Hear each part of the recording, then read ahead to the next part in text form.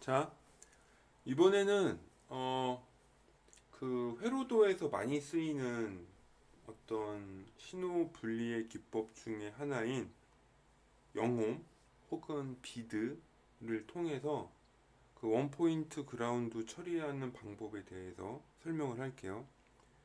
뭐 처리하는 방법은 화면에 보이는 것처럼 영홈 저항을 하나 넣어주면 돼요. 이렇게.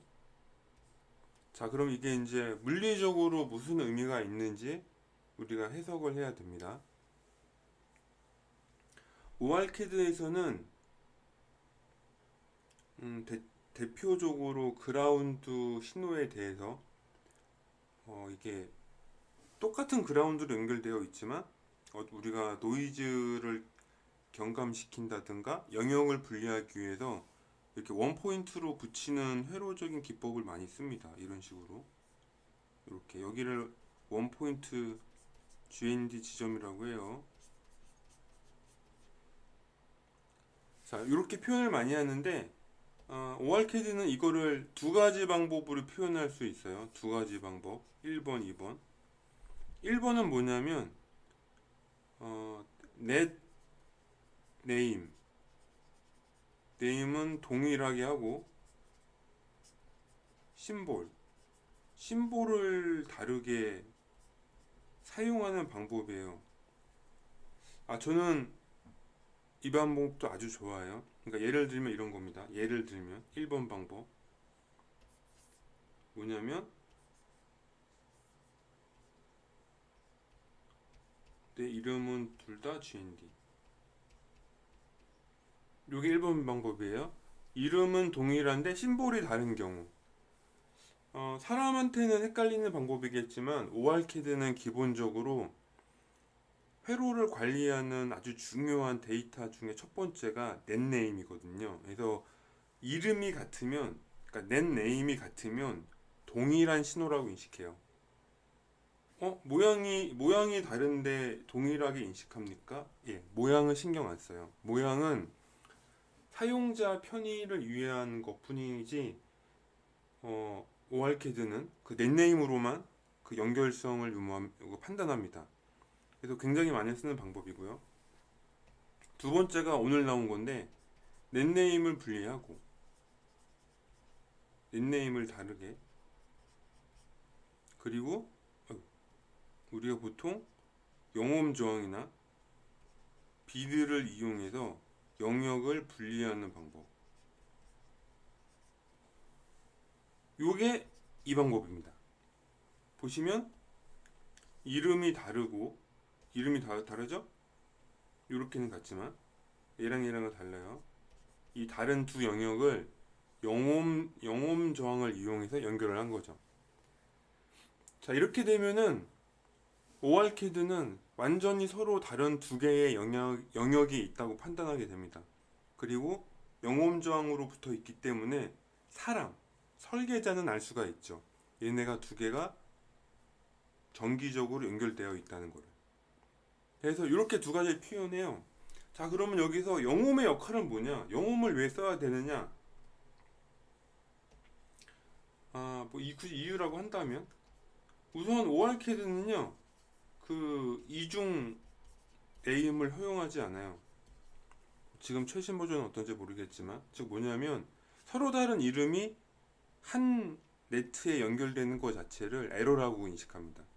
옛날에는 그런 거를 허용했었는데 이게 그러니까 버전업 되면서부터 그런 걸 아예 원천적으로 금지하고 있어요. 그러기 때문에 불편한 점도 있습니다. 왜냐면은 인간한테 설계자한테 불편한 거죠. 회로를 그리다 보면 어쩔 수 없이 회로도의 쓰임새에 따라서 영역 이름을 다르게 쓰는 경우가 있거든요. 그러니까 그런 경우가 종종 많이 발생해요. 근데 이게 아주 논리적으로 따지면 잘못된 거죠. 사람이 봤을 때는 뭐 A다 B다라고 부를 수 있겠지만 뭐 사실 이게 컴퓨터 입장에서는 같은 신호이거든요. 그래서 그런 이중으로 이름을 주는 행위에 대해서 엄격하게 금지를 하고 있고, 두 번째는 이게 그 디자인 룰, 그러니까 설계 룰을 검사하는 데 좋아요. 그러니까 우리가 회로적으로 뭐가 연결이 됐다 안 됐다, 뭐 잘못 연결됐다, 아니면은 이름을 잘 보기 어렵게 사용해가지고 뭐 PCB 설계할 때 불편하다든가 이런 여러 가지 설계 룰을 검사하기가 좋아요. 이 어떤 보통 설계 룰이라고 하나? 검사에서 굉장히 유리합니다. 그래서 이런 이유가 있습니다. 그래서 뭐 제 개인적인 이유이기 때문에 뭐 K전수 사이에서 실제 그렇게 하는지 모르겠지만, 그래서 우리는 이 방법들을 다 알고 있어야 되고, 이거를 이제 회로도 설계하는 분에 따라서는 이렇게 1번 방법을 쓰기도 하고 2번 방법을 쓰기도 하고 다양하게 쓴다. 그래서 이제 영홈 저항을 이제 보통 저는 쓰는데, 비드도 가끔 씁니다. 비드도 쓰고 영홈 저항도 쓰는데, 영홈 저항은 물리적으로 완전 영홈은 아니에요. 그러니까 영홈 저항이 구리와 같다, 뭐 이건 아닙니다. 이거 완전히 저항 성분이 없는 것이냐라는 거에 대해서는 NO. 저항 성분이 아주 미세하게 있어요, 물리학적으로. 왜냐면은 영홈 저항이라고 해도 영홈 저항을 만드는 그 재료가 그 우리가 보통 그 탄소 같은 그런 물리 재료를 쓰거든요. 그러니까 금속 성분을 쓰는 게 아니에요. 그렇기 때문에 과도한 전류가 흐르면 아무리 영홈 저항이라고 해도 발열이 돼서 탑니다. 그래서 영홈 저항을 굉장히 이상하게 생각하는 친구들이 많아요. 처음에 전력전자 이렇게 하시는 분들이. 그래서 이제 몇 가지 주의할 사항이, 자, 영홈 저항은 예를 들어 동일한